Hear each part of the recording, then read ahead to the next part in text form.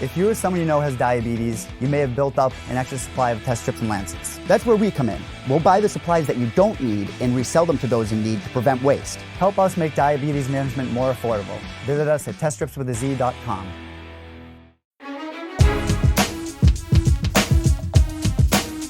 All right, we have Maurice Greene back on the show. He returns to action January 18th at UFC 246. He takes on Alexey Oleinik. The Crochet Boss is back. How are you, sir? What's up, man? I'm doing good. Can't complain. Still healthy. Still getting the call, even after the unfortunate loss. But, we're back to it, and we got a tougher opponent this time. How are you enjoying this holiday season? I know you have a fight to prepare for, but they do say it's the most wonderful time of the year. Are you feeling that right now? Yeah, it feels great. Get the fight beginning of the year, get to start the year off outright. Got a real tough opponent ahead of me. Christmas is next week. I'll go spend Christmas with the family, and it's back to work. So you get back at it in a little under a month's time. Like you said, you take on a pretty big name in the heavyweight division. You don't have to travel for hours and hours this time around. You get to go right to Vegas and do it. You get to do it on a card headlined by Conor McGregor and Donald Cerrone. I mean, considering your last fight didn't go as you had hoped, and we'll dive into that a little bit in a second, this is about as good as it gets for you, isn't it? Yeah. I mean, it's going to be great to get the eyes, to get a little bit of eyes on me from, the main event and some of the other, bouts on the card as well. But ultimately, man, it's time to put my name in their mouths, and you can't do that if you're not performing. So, I'm just going to continue what I've been doing. Nothing's really going to change from Sergey. Thought I fought well against Sergey, then I just got caught. This is the heavyweight division, but I'm healthy. Right, gonna be nice to go to Vegas and not have to travel. That was my first time out of the country, and I went to Singapore, so that was my first passport stamp. So that was a bit of adjusting. Now I get to go to Vegas, which is not far away from here. I know that going back and watching it, obviously you were in the cage as well. You feel like you just got caught in that fight. Other than that, were you able to at least take anything away from that fight, learn some things about yourself, and take that with you moving forward? Yeah, like little things. Little things. You look at the striking. The striking was I thought my striking was pretty good. I utilized my leg kicks well. Wasn't getting my head off the center line like they were saying. That's why I was getting hit. And he just caught me with one, and it froze me. And I thought when I put my hands up, I thought he was going to lead with a jab crosses, because that's what I usually do sometimes. And he threw a hook, and because his arms are longer, he just caught me in that, that little area back here or something like that, or on the head. And I worked back to my feet, but I think after I got dropped the second time, why would I work back to my feet to get dropped again? So that's why I laid on my back and thinking he'd come and try to ground and pound, but Herb stopped it. So what I did learn is, like, everybody's like, well, did Herb stop it earlier? I said, listen, if I didn't put Herb in a position to make a tough call, I wouldn't be in that position, right? So ultimately, it's your fault. So, I've accepted that a while ago. And all you can do is put it behind you, learn from your mistakes, get back in the gym, fix them, and come back stronger. So that's all we're going to do. And that's the beautiful thing about this sport, and the heavyweight division in particular, is that losses suck. I mean, they suck. But at the end of the day, couple wins, couple finishes, you're right back in the mix there. You're right back in the hunt. I mean, look at a guy like Jairzinho, the year he had. Look at a guy like Masvidal, who didn't even fight in 2018. He was coming off back-to-back losses, and, he might be the fighter of the year in 2019. Yeah. So as much as a loss sucks, does that knowledge, seeing what these guys have done, that belief that you have in yourself, does it sort of soften the blow a little bit? No, it doesn't soften the blow at all. At the end of the day, I lost. I brought half a paycheck home. Never softens the blow. But, it reminds you that, yeah, you were on a 3-fight win streak. That's what happens when you lose. You can't lose 2 in a row. It's time to get it together, Maurice. You want to keep your job or not?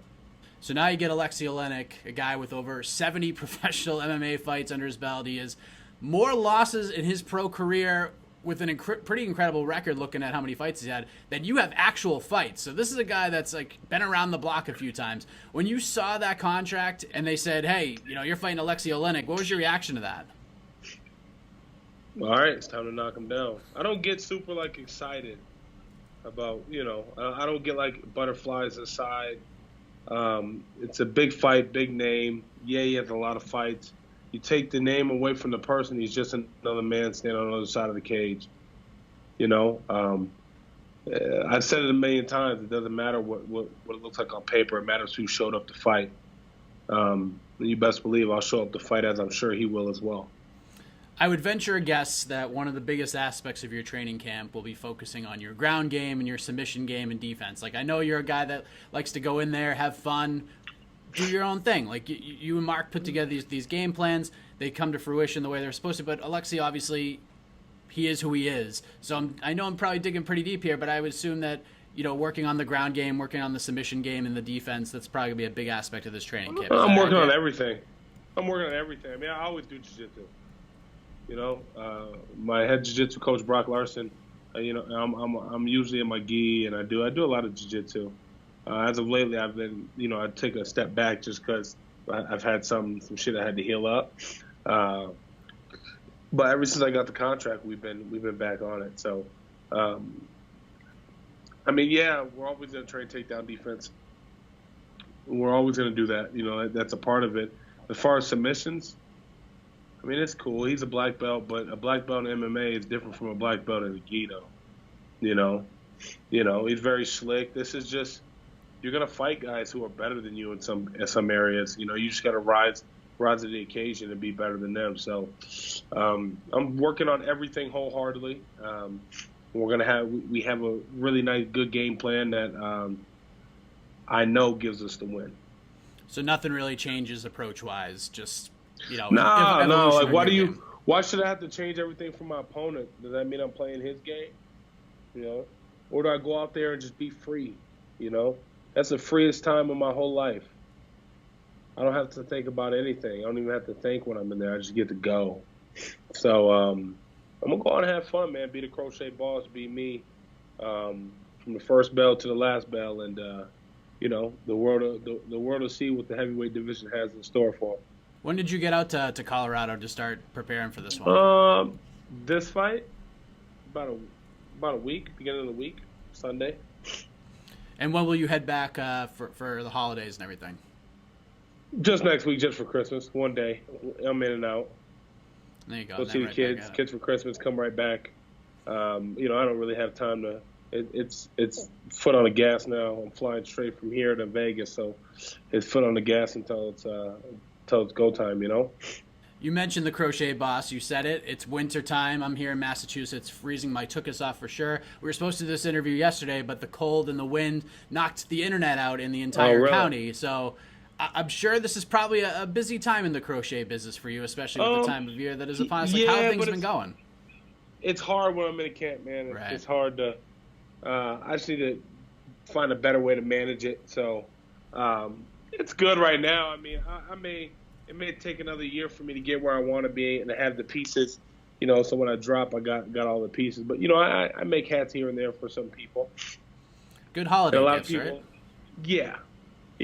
But a lot of people are asking, but it's been, I make everything, so it makes it a little harder when you make everything. So, but this is a good time of year. When I used to work in the call center, man, used to clean house 2-3 G's in a winter, just from crocheting while I was working. That's like getting paid to get paid. Straight cash. That's almost like the drug game, but I'm just hustling yarn. I can't even get in trouble because I'm just hustling yarn.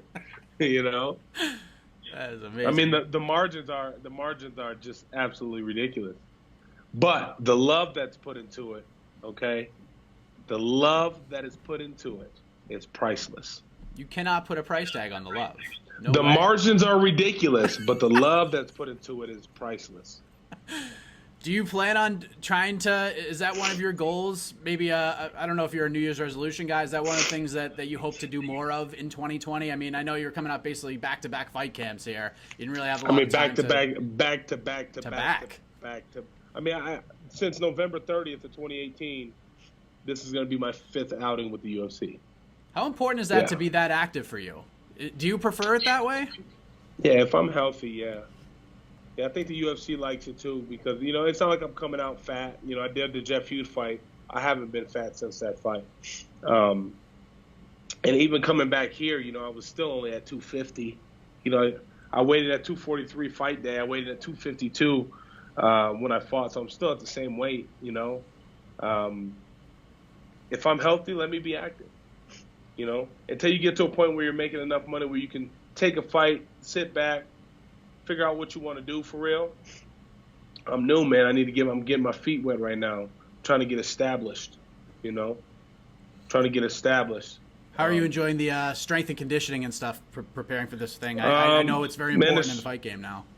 The strength conditioning is, I don't think it's second to none. I mean, Eric Telly and the guys that Land Out Performance really bring the best out of me. You know, I went through my first week of strength conditioning, and it's just the push. And, you know, sometimes you're not going home the sorest, but you're going home with just enough, feeling good enough to go to practice at night and give it your all. So I think the structure, how everything's set up with strength conditioning and Factory X and our schedule really works well with my body, and my body responds to it really well. It's always different. So it may be the same for maybe a week or so or 2 weeks because it's only 2 sessions, but generally they change it. So once you feel like yourself getting used to it, you're doing something different, or you're doing a variation of what you were doing, you know? And that's what I like. You know, that's what I like about it. You know, they take the time and they put something together that's functional for our sport, you know? But that's what happens when you got the best in the business working with you, you know? If one of those goals is to create more gear for the fine folks to enjoy, so you can enjoy those wide margins in the crochet game, one way to sell more of those things is to go out there on a huge card and make a statement on January 18th. Everyone's talking about Conor McGregor coming back. You want everyone talking about the Crochet Boss on January 19th. You want to see John Anik and Joe Rogan reacting to your finish with one of these close-up cams that we love to watch so much on social media. Right. So how do we see this all going down? How do I see it going down?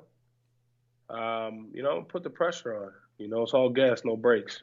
And we'll see who falls first.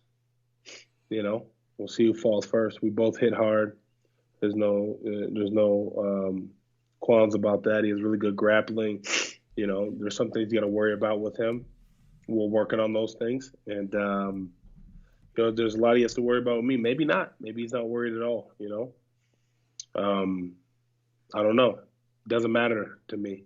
All I know is they're going to get the best Maurice, another version of the best Maurice that they've been seeing for the past 2 fights, and you know, we're going to get back in the W column. Did you get a chance to watch UFC 245 on Saturday? Yeah, I watched some of it. I fell asleep at the last 2. What? The last 2 fights. Yeah, I fell asleep. Fell asleep. Did you get to go back and at least watch it? Did you watch Kamaru versus Colby? Some of it, yeah. What'd you think? I don't watch a lot of fights, man. I really don't. Why's that? I don't. I don't know. I'm in it. I'd rather go watch them live if I can. But I'll go back and watch them. You know, I really wanted to. I think I went back because I missed my teammate's fight. I missed Ian Heinish's fight, so I went back and watched Ian's fight, like from start to finish, and I thought he looked great. You know. He looked great, and the third round he looked awesome. He just looks like he maybe turned it on a little too late, you know. But, I mean, he's a fucking warrior, you know. One of the guys that in the gym you watch the work ethic, and you're like, all right, that's what's up, you know, which is the reason why he gets all the big fights he does. But that's the only other fight I went back and rewatched. That's why I stopped. I was actually driving to Colorado at the time. I stopped in Omaha to watch the fights, and I was trying to watch it on my laptop, but it wasn't working well. Do you feel like you have to separate yourself from the game because you're in it? Yeah, absolutely. I'm going to have to start watching more fights. You know, I'm trying to start a podcast, so we'll see what comes of that. But I think we got to – it's going to be fun. You know, of course, we're going to talk about crocheting and yarn and fighting, you know, because nobody's doing it. Nobody. Shocker. You know, and we're going to have a good time, man. We're going to have life dad questions. You know, I'm just going to have a good time. If nobody likes it, well, hey. If somebody likes it, then great. Listen, if nobody, it's an outlet. It's an outlet for you, too. Sometimes you just want to get some stuff off your chest, and that's a perfect way to do it. Whether anybody hears it or not, maybe someone hears it and you help them out. True, exactly. So, in addition to that, you know, I got some. Ultimately, I want to get my clothing line off the ground again because that's how I used to do before fighting, and I think we'll get it. We'll get it there. That's what's on in the books for next year. Get a couple of fights. You know, if I can fight 4 times next year, 4 times, I'll be happy. Fighting in January kind of sets up to possibly be able to fight 4 times as long as we can stay healthy and keep winning. Do we have a name for this podcast yet? We do, but we're still trying to come up with it here. And when can we expect this to drop for the debut episode? We want to do it for the beginning of January, but it makes it a little weird because I'm away. So I didn't think I was going to be fighting, so it kind of changes everything up. So we'll see, but we have to make sure we're consistent. So I want to make sure we drop maybe an episode or 2 a week, or 1 episode that talks about. I don't know what we're going to do. That's another thing. We're just trying to figure out exactly how we're going to structure the episodes, because you only got X amount of time to keep people's attention, you know? When you say we, who are you going to do it with? Me and one of my good friends who's a super fan. He's been to all my fights. Even flew out to Singapore. Really? The night before, booked tickets. Him and his fiance flew out to Singapore, watched me fight. That's amazing. Yeah. You can't buy that kind of support. He'll be in Vegas too. He was in Wichita. Yeah, he's been in a lot of them. So he's a super fan though. He's one of those guys that analyzes. Maurice, you know you're the only one heavyweight besides what's the name to be this active in one year, like one of 9 heavyweights to fight this much in 1 year. You know, with the exception of Greg Hardy, I think it was at the time. So everybody keeps saying they want me to fight Greg Hardy one day. I'm like, I don't. Everybody always says it, man. It's for me. It's unless it's gonna, unless after beating Alexey, unless it's gonna put me higher up in the rankings, which I don't know how it really does, or unless they're gonna give me a ton of money to do it, which they're probably not. So, given both of those, it may not be in my best interest right now. What do you think about his story and everything? Do you have a problem with him fighting in the UFC? I wasn't even going to ask you about this. No. You're the one who brought it up, but I have to, follow up there. I'm going to be honest with you. Everybody makes mistakes. I really feel like, the one he made was a pretty bad one. But, as long as he's trying to get by it and you're trying to find a path somewhere else, like, why hate on the man? If you're going, all you're doing is hating on him and you're making him more money. You're making him more money. So, I don't got time to get invested in all that personal stuff. I got my own personal shit that I'm invested in that I got to figure out has nothing to do with nobody else. It has to do with me, myself, and I. And that's just more stress. I don't got to hate somebody to fight them. Like, I don't got to get mad. No, this is our job. It's like you and your coworker going to work and you're fighting, you're battling for a job opportunity. That's what we're doing. But we're really fighting for that promotion. And those promotions are when you climb the rankings, And once you get that strap, you're the CEO of the division. There you go. You're running shit. So I hope Greg Hardy, he's able to get back whatever he's looking for, or whatever brought him here. But no, I don't. I mean, I'm not saying I wouldn't fight Greg Hardy, but it just has to make sense. Yeah, I mean, obviously he's a name and people are gonna watch it, and he's a polarizing guy. We're here. He's gonna fight. Like, we just have to. It is what it is. Yeah, a lot of people tune in because they want to see him lose. They want to see him get knocked the fuck out, and it's not happening. That's why they keep tuning in. He just fought a top 5 guy and went 15 minutes with him. I mean, I'm not gonna lie to you. I'm very surprised. He looked pretty good. Given the circumstances. Given the circumstance of how long he's been doing it, and what he's learning, fought pretty well. At least I thought. I could be wrong, but I don't watch a lot of fights. I'm not gonna break it down. We ain't gonna do detail like Daniel Cormier do. I don't. Maybe I'll need some detailed lessons, Danny. DC, give me some lessons. Maybe I'll take that over for you. Detail with the Crochet Boss. The motherfucker hit him with the head kick. See that? Leg came up, head kick. That's because he moved off the center line, but that motherfucker couldn't get him. See, that's how mine would go. It would have to have the parental advisory on it. So there you go. So you got the super fan friend that's going to do the X's and O's, and you'll be the guy that, does it from a fighter's point of view. Like maybe you would have done this just naturally. Yeah, just a very, very natural. He's going to give you all the shit you need to know about strike count. He got all of that. I'm going to just be over here like, yeah, they strike a lot. They hit. When they throw that right to the left, it's a real good way they move. I'm going to be that guy. And be like, what is Maurice talking about? But that's going to be the beauty of the podcast, see? You come in just with short quips, and you do your thing. Sometimes I don't even say nothing, really. The crochet corner, you come on in there. Give us a little lesson on that.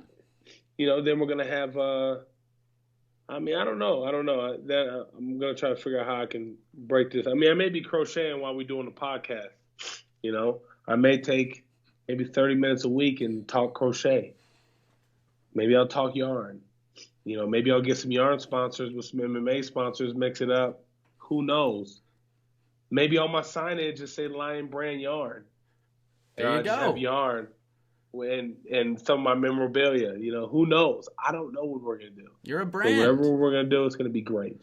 I promise. It's free advertising for you. You get to advertise for free. It's going to be great. It's beautiful. Exactly. Last thing, when's Brandon Royval getting in the UFC? What's going on there?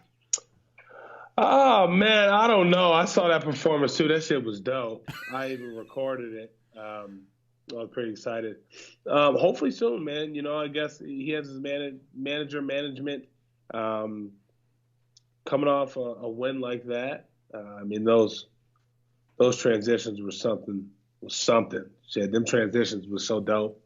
It got me excited about jiu-jitsu again, damn near. Like, super excited. Like, God damn. Hopefully he gets a shot soon, man. I agree. Hopefully he gets a shot soon. I'm getting to know some of these guys, and he's one of those guys that comes to the gym. He works his ass off. Sometimes when I get in the gym, he's already there. He's on the treadmill. Or I ask him, you got a fight coming up? He goes, no, I'm just running, man. Just running, just staying ready. So, at his weight, their weight fluctuates, so they got to make weight. So the fact that he's just so adamant at it, get a boy a chance. The LFA champs usually get a chance, Especially when you're breaking records like he is. Call him on short notice. Throw him on a contender series. Do something, get a boy a chance. And before I leave, Justin Frazier should be in the UFC. Just saying that. Sorry, I'm just a big Justin's my boy. And there's a lot of people from the show that are in the UFC, and I think Justin should have got a shot.